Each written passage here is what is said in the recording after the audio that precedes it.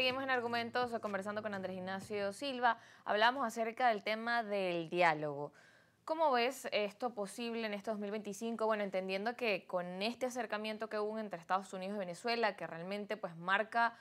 un panorama distinto para lo que pudieras hacer este 2025 y los próximos años también para esas relaciones en Venezuela, y que decías, hace falta también ese acercamiento entre el gobierno y la oposición. ¿Cómo realmente avanzar en un tema de diálogo cuando quizás también hay muchas dudas después del 28 de julio, cuando hay diferentes conflictos que no han sido resueltos y que, como decimos, bueno, el que no se resuelvan estos conflictos, que siga esta coyuntura política, afecta realmente es la dinámica de los venezolanos?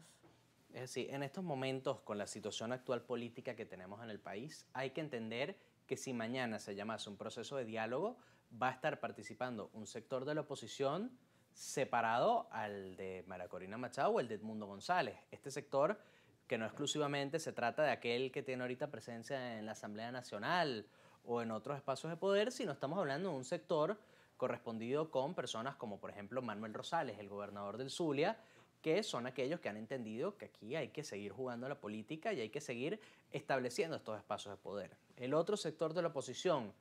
que lastimosamente en estos momentos ocupa un gran porcentaje de los votantes de la oposición, está tomando una posición que yo considero errónea, que es la de si no estás conmigo, estás en mi contra. ¿Por qué? Porque en Venezuela se han probado ambas tácticas. Se ha intentado la abstención y se ha intentado la vía del voto. Y desde el punto de vista de la oposición hay que entender que los momentos históricos en los que Venezuela ha pasado por sus crisis más complicadas y donde el venezolano más ha sufrido son aquellas en donde se apuesta por la abstención. Y además para la oposición, con la búsqueda de sus objetivos políticos, la abstención ha demostrado que no lo ha acercado a cumplir ninguno de estos objetivos. Entonces hay que entender que si bien María Corina Machado va a seguir llamando ni a llegar al diálogo ni a votar, hay que entender que la oposición tiene que acudir a estos procesos de diálogo porque van a ser la única manera en la que va a existir realmente un acercamiento hacia una solución para los problemas de los venezolanos, que debería ser la prioridad de cualquier estrategia política. Entonces, vamos a ir a unos procesos electorales donde probablemente la oposición va a tener una presencia muy pequeña de candidatos, por los que va a lograr espacios aún más pequeños de participación en estos espacios de poder. Y esto lo que va a generar es que cada vez ese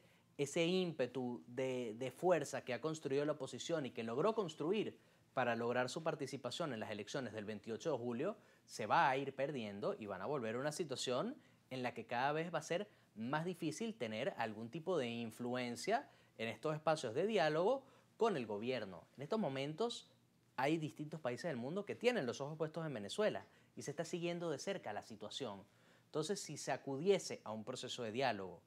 que va a contar con el apoyo de distintos países del mundo, sobre todo si participa un personaje como María Corina Machado, hay que entender que esto lo que generaría es un beneficio y abriría más puertas para expandir las estrategias políticas que estos pueden aplicar. Pero si la situación sigue, esto lo único que va a lograr es que haya mayor polarización entre los venezolanos, que existan fracturas internas dentro de la oposición y que cada vez le sea más fácil al gobierno consolidarse en el poder y capturar nuevos espacios que le van a facilitar, por ejemplo, aplicar de una manera muy cómoda la reforma constitucional que están buscando. Claro, ¿cómo incidir entonces en esos espacios como comentas? Porque bueno, quizás esos espacios de diálogo no incluye a todos los sectores y lo que realmente se requiere es eso, que se incluya a todos los sectores y se encuentren puntos de solución y que bueno, eso incide en los venezolanos y en esas necesidades que hay que necesitan ser escuchadas por parte de sus dirigentes políticos. Es decir, la responsabilidad que tienen los políticos que buscan abrir esas puertas del diálogo son muy similares a las de aquellos que vayan a aspirar este año a las elecciones. Tienen que entender que se van a ver expuestos al escrutinio público, se van a ver expuestos a las críticas de un sector de la oposición más radical que el tradicional, y ellos tienen que entender que dentro de sus responsabilidades está precisamente hacerle ver al venezolano los beneficios de estos procesos, porque el problema de los venezolanos tiene que ser resuelto por los venezolanos. Y un sector radical de la oposición que cada vez está buscando depender más de las reacciones de la comunidad internacional se ha visto más debilitado que nunca con un gobierno de los Estados Unidos que en vez de volver a la propuesta de máxima presión que tenían en su primer gobierno, están buscando acercarse y establecer canales de comunicación con este gobierno venezolano. Entonces,